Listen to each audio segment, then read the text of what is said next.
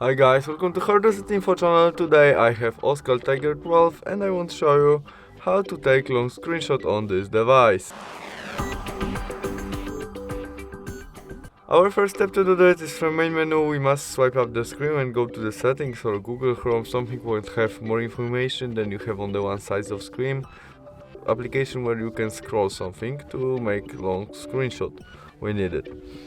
And where we are on it, we press volume down and power key together at the same time as to make normal screenshot. Oh, my bad. Do it again. And after that we press long screenshot. Now we must wait a second and tap when we have all we need to stop scrolling. Maybe now, and we have long screenshot which have more information than you have on the one side of screenshot. To save it in our gallery, we press save. And that's all, we have our long screenshot in our gallery. Bye bye!